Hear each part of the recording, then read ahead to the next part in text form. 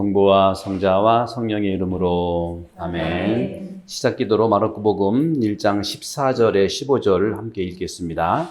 갈릴레아 전도를 시작하시다. 요한이 잡히신 후에 예수님께서 갈릴레아에 가시어 하느님의 복음을 선포하시며 이렇게 말씀하셨다. 때가 차서 하느님의 나라가 가까이 왔다. 회개하고 복음을 믿어라. 성부와 성자와 성령의 이름으로 아멘. 네, 안녕하세요. 안녕하세요. 네 번째 강의인데 오늘은 하느님의 나라, 오늘 갈릴레아 전도를 시작하면서 하느님의 14절 15절을 집중적으로 볼 텐데요. 지금까지 우리가 1장 1절부터 13절까지 쭉 1, 2, 3강의를 했는데요. 세례자 요한이 물로 세례를 줬죠. 그러니까 세례자 요한의 이런 물의 세례의 목적이 뭐냐? 세례자 요한이 물로 세례를 준 목적이 뭐죠? 이 사도직이라고 할 수 있는데 이 목적이 뭘까요? 목적은 죄 용서예요. 용서. 죄인들이 받는 용서라는 거죠. 우리 교회도 이 사도직에 대한 집중적인 그런 준비가 절실히 필요하다는 말씀을 드리면서 특별히 이제 1장 2절 3절 세례자 요한과 또 4절에서 11절 여기에서 세례자 요한의 태도를 지난 시간에 자세히 봤으니까 우리가 기억을 했으면 좋겠고, 특별히 예수님에 대한 세례자 요한의 태도를 정확히 보시면 좋겠어요. 예수님에 대한 세례자 요한의 정확한 태도가 어떤 것일까? 6절, 7절에 잘 나와 있어요. 6절, 7절을 보게 되면은, 여기 보면은, 쭉 이렇게, 낙타 털어집은 거는 그렇다 치더라도 삶의 형태를 얘기한 거고, 특별히 이제 7절에 보면, 나보다 더 큰 능력을 지니신 분이 내 뒤에 오신다. 나는 몸을 굽혀 그분의 신발끈을 풀어드릴 자격조차 없다. 그리고 이어서 8절에 나와 있지만 나는 너희에게 물로 세례를 주었지만 그분께서는 너희에게 성령으로 세례를 주실 것이다. 이거는 이제 목적의 내용이고, 특별히 우리 신앙인으로서 볼 점은 예수님에 대한 세례자 요한의 태도를 우리가 정확히 볼 필요가 있다는 것이죠. 네. 그런 점들을 봤을 때, 이 성경이라고 하는 것은 직접 중요한 것은 예수를 만나는 나의 인격적 태도를 바라볼 필요가 있다는 거죠. 우리가 신앙생활을 많이 하는데 활동 중심도 너무 중요해요. 그러나 활동을 위해서는 세례자 요한도 활동했잖아요. 세례운동 얼마나 많이 했어요. 그러나 그 태도가 정확하게 나를 움직인다는 거죠. 그런 점들을 좀 볼 수 있겠고, 그 다음에 이제 14절, 15절은 예수님의 이제 하느님 나라 선포고, 이어서 이제 제자를 부르시는데요. 세례자 요한이 이제 설교를 하고, 또 예수님이 세례를 받으시고, 광야에서 유혹을 받으시고, 굉장히 빨리 이제 진행되는 모습을 볼 수 있어요. 다른 복음에서는 3, 4장을 막 다루는데 1장 몇 절로 다 끝내버리는 마르코의 이런 신속성, 본질을 향해 간다는 것을 우리가 좀 볼 수가 있겠죠. 그런 점에서 우리가 이제 예수의 이 메시지를 가지고 우리가 어떤 희망을 좀 가질까? 희망은 여러분 뭐예요? 예수님의 이런 메시지를 통해서 들을 때 대부분의 사람들은 어떤 작은 희망이라도 가질 수 있지 않겠어요? 그 당시를 보게 되면 많은 민중들은 로마의 이런 억압에 식민지 생활에서 희망이 없었어요. 지금 오늘날 우리 전 세계 우리는 어떤 것에 억압을 좀 당하나요? 어떤 거 공포를 느끼죠? 당연히 어떤 거예요? 코로나 바이러스. 그 억압에서 여러분 예수를 만남으로써 작은 희망이라도 갖기를 바라는 차원에서도 우리가 이제 볼 수가 있는데, 로마는 그 당시에도 어마어마한 규칙과 법률을 통해서 많은 사람들을 통치했는데, 바로 우리가 이 오늘날 또 코로나 바이러스를 이겨내기 위해서 얼마나 많은 지침서들이 나옵니까? 이렇게 해야 돼, 저렇게 해야 돼, 이렇게 해야 돼. 우리 호주도 정부의 지침이 있고, 시드니 대교구의 지침이 있고, 또 우리 본당의 지침이 있고, 또 각자의 가정에서도 지침이 있겠지 않겠어요? 이런 지침의 홍수 속에 살면서 나는 예수의 메시지를 어떻게 받아들이느냐? 예수의 메시지는 전혀 오늘날의 이런 그 지침과 무관할 건가 하는 차원에서도 우리가 이제 강하게 이제 볼 필요가 있다는 차원에서 전제를 말씀드리고, 그런 점에서 오늘 시작 기도를 읽었던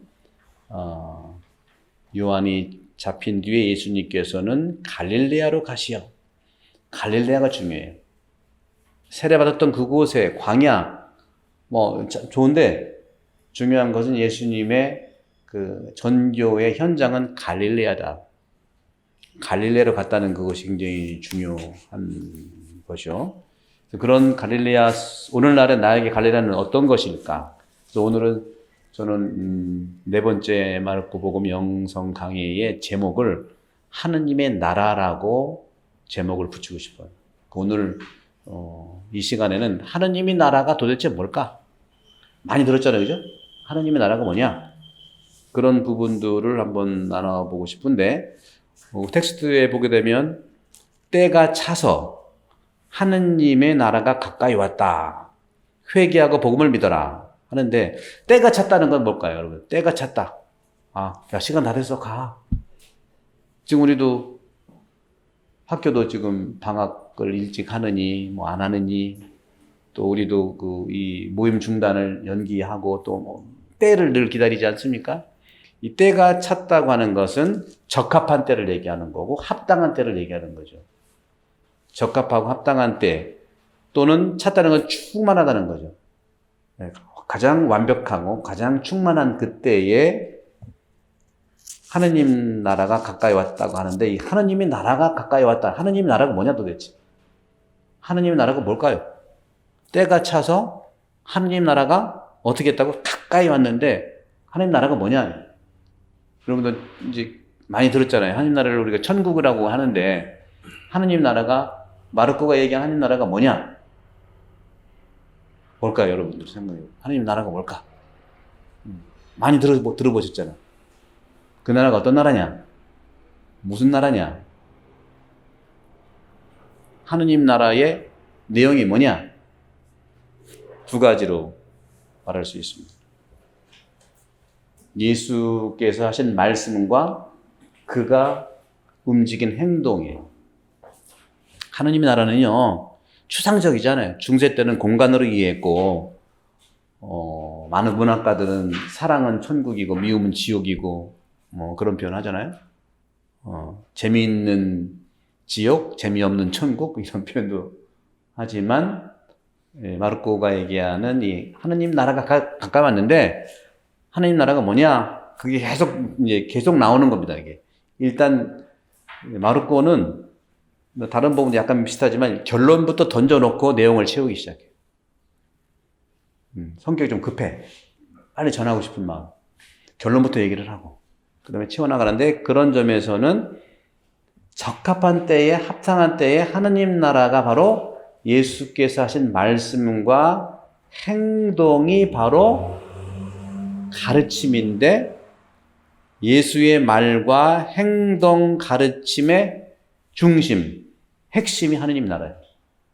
그러니까 모든 말씀과 모든 행동은 하느님 나라에 대한 가르침이라는 것이죠. 기적을 베풀었든, 또 행복한 얘기를 했든, 또 바리새의 얘기를 했든, 모든 말씀과 모든 행적은 하느님 나라. 바로 그런 측면에서 이제 기란말로 하느님 나라 바실레이아라고 하는데, 이 바실레이아라고 하는 이런 그 어원으로 보게 되면, 바실레이아라고 하는 하느님 나라의 어원, 기란말로 어원으로 보면 동적인 거다. 동적. 정적이지 않아요. 동적인 게 하느님 나라예요. 그리고 역동적인 거라. 그렇잖아요. 그 나라도 좀 역동적이어야지. 집안도 너무 조용할 때, 잠잘 때 조용하지만, 동적인 게 가정이 살아있는 거 아니겠어요? 그죠? 동적인, 역동적인. 이 신학적인 의미라고 볼 수 있겠죠? 그래서, 이 하느님의 나라가 가까이 왔다는 거. 그러니까 가까이 왔다. 에니기죄인이라고 하는 히란 말인데, 가까이 오다라는 표현이 가까이 오다. 가까이 왔다라고 하는 것은 우리 말로 하면은 미래형일까요? 과거형일까요? 현재형일까요? 가까이 왔다. 한국말 표현으로 이렇게 얘기를 했고, 200주년은 어떻게 표현했나 볼까요? 때가 차서 하느님의 나라가 다가왔습니다. 하고 표현하고 있고, 호주에서 많이 쓰는 영어 표현으로 좀 볼까요? 19에 보면은, 15절이죠. 15절에 보게 되면, the right time. 그러니까, 때가 찼다는 건 right time이라고 하는데, 표현은 직역을 잘한 것 같아요. 적합한 때에. right time has come, he said. The kingdom of God is near. 여기서는 이제 왔다 안 왔다보다는 적합한 때가 왔다고 표현해요. 의역을 좀 했네요. 적합한 때. The right time has come. 그리고 예수님 얘기해요. He said, and the kingdom of God is near. 그러니까 이거는 참 애매하게 이제 우리 히란말 원문으로는 이제 이렇게 하나님 나라가 주어가 되면 여기서는 시간이 주어로 이렇게 썼네요. 그 하나님 나라는 이제 가까이라는. 그래서 중요한 것은 이제 물론 가까이라는 건데 여기서 이 히란말로 이제 가까이 왔다라는 에니지죄인이라고 하는 동사는 가까이 오다라는 동사에서 완료 시제를 써서 표현을 했습니다. 지금 왔다는 것이죠. 그러니까 현재냐 미래냐 논란이 사실 학자들마다 많아요. 사실은 많은데 제가 말씀드리고 싶은 것은 에니기 캔이라고 하는 이 완료 시제 가까이 와 있다 표현으로 한국말로 가까이 와 오는 것뿐만 아니라 있다 와 있다. 그래서 그거를 이제 보아야 되죠. 그래서 나는 하느님 나라에 대한 고대나 기대를 미래에만 둘 거냐? 지금은 없냐? 뭐 그렇게 볼 수가 있겠죠. 그러면 하느님 나라는 그럼 지금뿐일까? 내일도 모르겠고 과거는 필요 없고 흔히도 옛날에 우리 캐세라세라 그런 말 있잖아요. 미래가 아니라면은 현재가 중요하긴 한데 미래가 아니라면은 뭐 굳이 내일 뭐 오늘만 잘 먹고 잘 살아야지. 그죠? 그런 어려움이 또 있지 않겠어요? 그죠? 왔다는 게 현재가 중요하다고는 하는데 현재가 중요해요. 근데 미래가 아니라면 완료만 됐다면 캐세라세라. 여러분 캐세라세라가 어떤 뜻인지 아시죠? 이게 이태리 말인데 깨는 what예요. whatever will be. 세라가 이제 비동사의 미래형이에요. will be인데 번역이 이제 캐세라세라 하면 우리가 이제 의미를 좀 오해해서 마음대로 살자가 아니에요. 그게 아니라 이제 미래에 대한 준비를 하자는 뜻인데 좀 와전됐는데 똑같아요. 이 하느님의 나라라고 하는 것은 완료 시제지만 지금 시작했지만 지금 가까이 와 있지만 아직 완성을 향해 간다. 이게 중요해요. 완성을 향해 간다. 이게 이제 우리 가톨릭의 모든 신앙의 시간관이에요. 시간관. 따라서 완성은 언제 되느냐? 예수님이 재림에 올 때. 예수님의 귀환. 예수님이 또 오신다면서요. 그죠? 예수님이 오시면은 그 오시는 그 예수님, 사람의 아들의 귀환에 의해서만 완성되기 때문에 지금은 하느님 나라예요. 이미 시작했지만 아직 완성을 기다리고 있는 이미와 아직 사이에 존재하는 그런 점에서는 현재냐 미래나 싸울 것도 없고 현재에 분명히 가까이 와 있고 그것이 미래에 완성된다 하는 그런 이런 신학적 해석을 해야만 이 뜻을 이제 이해하고 받아들일 수가 있겠습니다. 그런 점들을 봤을 때 저는 오늘 이제 이런 관점에서 이 하느님 나라라고 하기 때문에 하느님을 좀 집중적으로 한번 생각을 해볼 필요가 있겠습니다. 하느님 나라가 가까웠다. 하느님은 사실은 구약 성경을 보게 되면 하느님께서는 이스라엘 백성에게 많은 선물을 줬잖아요. 그죠? 이집트에 고통받을 때 꺼내주시기도 하고, 적과 꿀에 흐르는 곳에 물도 주시고, 만나 메추라기 주시고, 왕 세워달라니까, 하느님 편에서는 좀 이게 위험하지만 또 해달라니까 자식 이기는 부모 없잖아요. 또 만들어주기도 하고 쭉 했어요. 이스라엘 백성에게 많은 선물을 줬어요. 그런데 모든 사람들은 하느님이 그것을 어떻게 교리로 알고 있는 거예요. 교리로. 신약 성경에 보세요. 모든 율법학자와 지난주에 있었던 사마리아 여인도 교리를 알고 있는 거예요. 메시아가 올 겁니다. 알려주겠지요. 여러분도 교리를 이론으로만 알고 있는지는 우리가 좀 볼 필요가 있어요. 그러니까 많이 외워가지고 교리를 얘기한다기보다, 그래서 늘 교리를 많이 알고 있는 사람들은요, 답을 해주려고 그래요. 답. 그래서 많은 분들이 신앙생활을 하면서 우리가 알고 있는 그리스도기 성경도 그렇고 교리도 그렇고 마지막 때에 이루어진다는 것을 들은 걸로. 그러니까 다윗 왕 때도 한번 거쳐봤고 솔로몬도 거쳐봤는데 아이고 소용없다. 그러니까 언젠가는 해주겠지. 이게 이제 극도로 간 게 이게 이제 묵시록이에요. 종말로 너무 희망이 없으니까 이제 묵시록 희망을 줬는데 바로 더 이상 다윗과 솔로몬이 아닌 이제 하느님의 나라, 당신의 나라, 하늘에 계신 아버지의 나라를 세우시기 위해서 하느님이 당신 아들을 줬다는 거죠. 그 이름이 임마누엘. 그러니까 임마누엘의 뜻도 가까이 왔지만 미래 완성될 때까지 늘 함께 한다는 겁니다. 근데 이것이 이제 와전돼가지고 어느 문학작품 임마누엘 부인 뭐 이렇게 나가고 막 너무 이제 그리스도교의 가치들을 막 상품으로 쓰는 거면 너무 안타까워. 근데 사람들은 거두절미하고 임마누엘 하면 임마누엘 부인의 사랑 이런 거 생각하고 그래서 알려지긴 많이 알려졌는데 그 깊은 뜻은 하느님이 늘 우리와 함께 하신다는 그런 그의 이름이 임마누엘이고 하느님께서 우리와 함께 하신다는 이사야서 7장 4절의 뜻을 지니고 있는 것이 바로 구약성서의 이런 배경들인데 사실 모든 종교는요. 여러분들 요즘에 코로나 바이러스 뭐 이런 것 때문에 그런데 그 중동 지역에서도 좀 심각하게만 일어나고 있고 특히 이태리, 스페인은 너무 심각하지 않습니까? 그리고 제가 아는 그 베르가모라는 밀라노 근처에 교구가 거기는 신부님들이 많이 돌아가셨어요. 또 많이 돌아가셨고.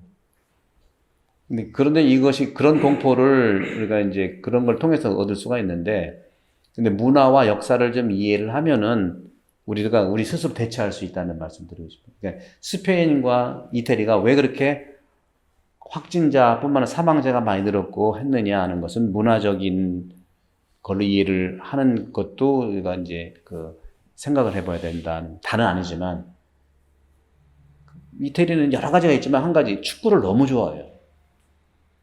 그때에도 2월 그때에도 막 터졌어요. 축구 이태리는 저도 있어봤지만 축구에 이기면요 밤새요. 날 밤새.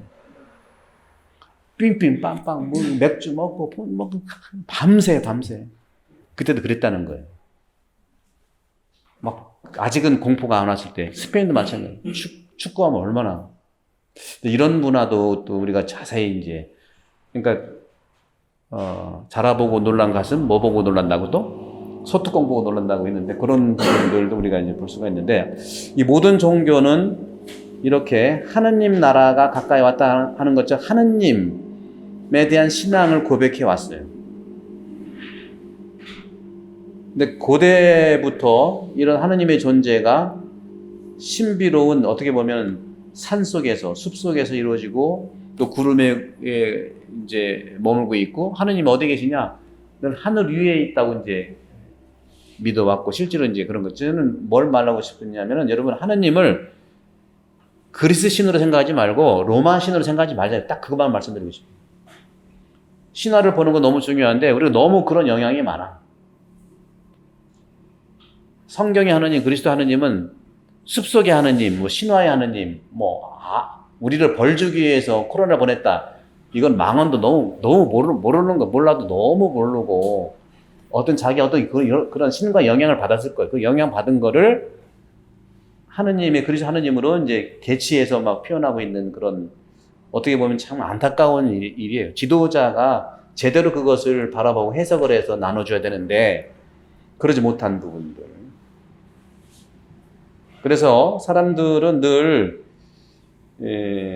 하늘 위에만 계시고 산 위에만 계시는 그런 하느님을 향해서 늘 가까이 가려고 했던 거예요. 근데 한마디로 하느님한테 가까이 가기 쉽지 않잖아요. 모세도 하느님 만나러 시내산에 갔지만 길을 못 봤잖아요. 이제 결론 얘기할게요. 하느님은요, 우리가 만나러 가는 분이 아니고 그분이 오시는 분입니다.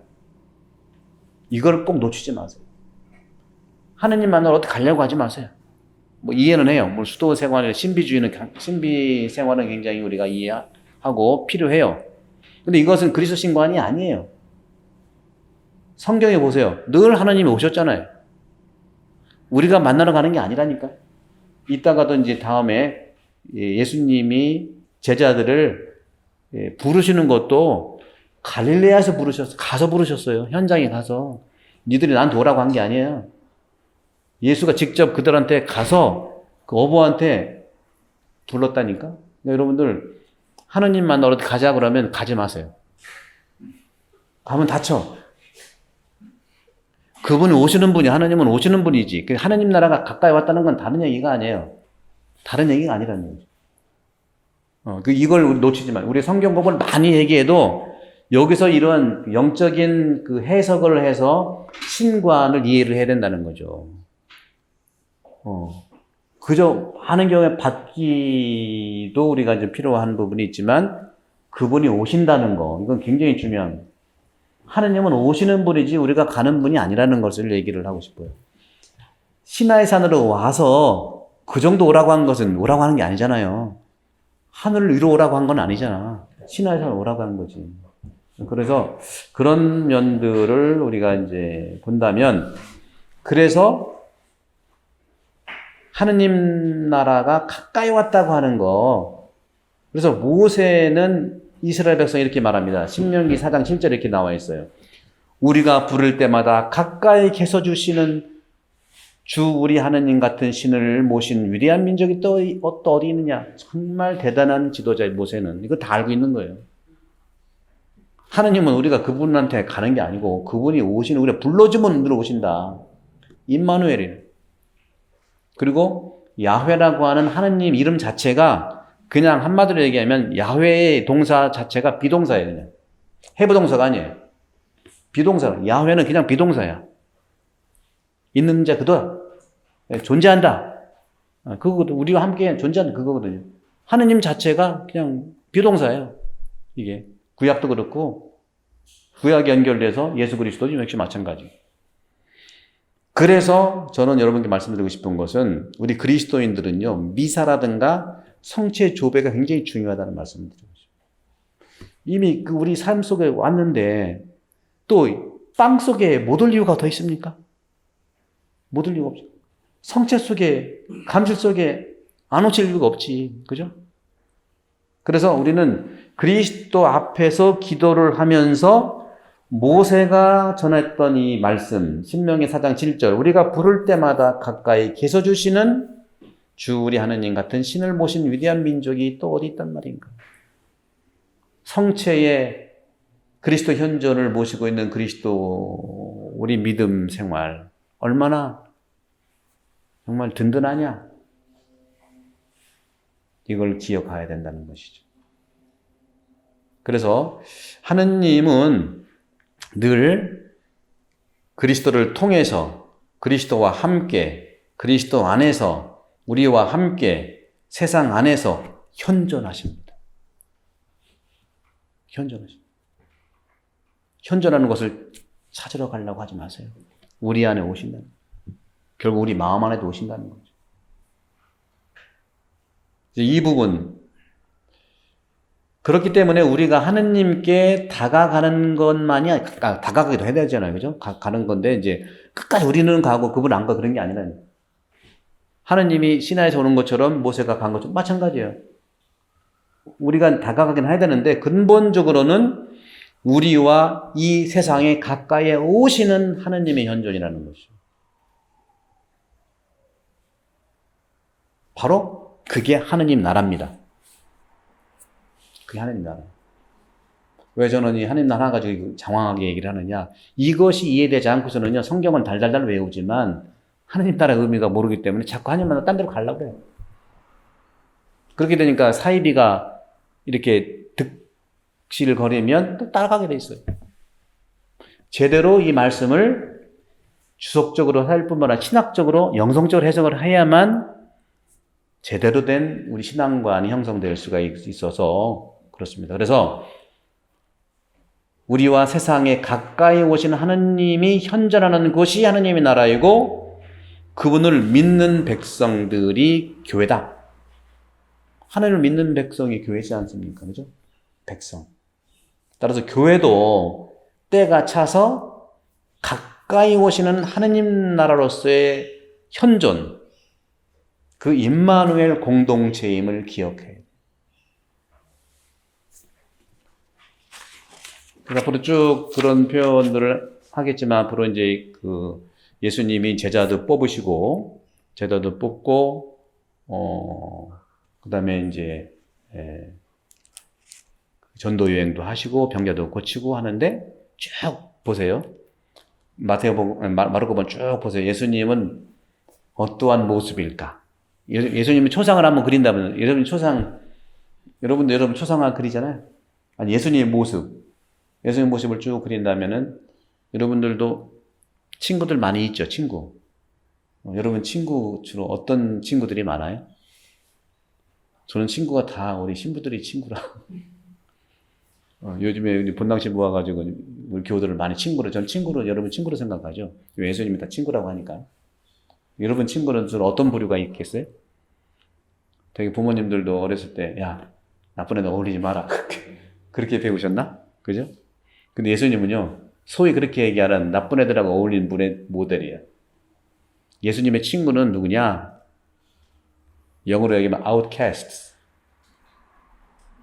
버림받은 자들, 소외된 자들의 친구가 예수라. 아무도 가까이 하지 않는 사람들의 친구가 예수가 그 친구들의 보세요. 쭉 지금부터 전개되는 모든 예수를 만난 사람들 보세요. 진심으로 예수님이 만난 사람들, 그게 다 친구들이거든. 그 친구들. 그럼 우리 교회는 누가 친구들이냐? 교회가 누구의 친구들이 되어왔냐 그동안? 분명하죠. 그 복음을 통해서 예수님을 통해서 예수의 친구들도 우리가 만나야 되잖아요. 우리가 그런 것을 리플렉션을. 안 그러면 늘 우리는 크고 높고 멋지고 굉장한 그런 교회를 만들어갈 수밖에 없어요. 그게 우리 농담같이 얘기하지만 예수님이 교회를 세웠는데 그죠? 미국 가서는 그게 뭐가 됐다고 그랬어요? 한국에 와서는 뭐가 됐다고? 대기업이 됐다죠. 큰 거 자랑할 거 없어. 큰 거는 문제투성이에요. 자, 그런 점들을 보면서 이제 오늘 이 시간 하느님 나라에 대한 결론을 내리면서 저는 때가 차서 하느님 나라 가까이 왔다. 회개하고 복음을 믿어라. 이 말씀의 영성을 이제는 내가 어떻게 이해를 해야 되느냐. 내가 이해하려면은요. 여기서 중요한 것은 나와 있죠. 회개하고 복음을 믿어라. 믿으면. 회개가 뭐고 복음이 뭐냐를 정확히 알아야 되겠죠. 회개가 뭐예요? 복음을 뭐예요? 알아야 믿을 거 아닙니까? 알지 못하고 믿으니까 사이비가 되는 거예요. 교주들이 이상하게 어느 요즘에 코로나로 그 유명세 탄 종교가 있죠. 그 종교는 성경이라든가 교리 레벨을 이렇게 1부터 10까지 보면은 하위 레벨인데 친밀감 레벨은 막 10이라면 20까지 됐네. 우리는 교리가 완벽해도 친밀감 없으면 썰렁해. 교리가 좀 낮아도 친밀감만 하면은 너무 많이 오는 거예요. 저는 이해해요. 왜? 예수님의 방식은 두 가지를 다 썼어요. 근데 천주교를 보자는 거죠. 우리는 어떤 방식이 주로 있었냐? 첫 번째 방식은 친밀감이고 두 번째 방식은 친밀감에 대한 정확한 성경적 가르침. 그 병으로 얘기하면은요, 병으로 얘기하면 우리가 예수님은 통증도 치료해줬고 병도 고쳐준 분이에요. 근데 천주교는 어떤 경향이 있냐? 통증보다는 병을 고치는 경향이 있고 사이비들은요, 병은 모르겠다. 통증만 치료하는 거예요. 그러다 보니까 지금 당장은 병보다 통증이 힘이 막 모이는 거예요. 그럴 수밖에 없어요. 이거는 그렇게 그 교회의 모습이 그렇게 만들어갈 수밖에 없습니다. 우리도 돌아볼 필요가 있겠죠. 우리는 통증도 치료 못하고 병도 치료 못한다면 문 닫아야지. 근데 또 신비로워. 그래도 문 안 닫게 몰려와. 그러나 시간이 한정되어 있지는 않다는 말씀을 드리고 싶어요. 그래서 도대체 이것이 뭐냐? 하느님 나라가 다가왔다는 거, 가까이 왔다는 거, 회개하고 복음을 믿어라. 믿음. 믿음이라는 건 뭘까요? 믿음은 확신이에요.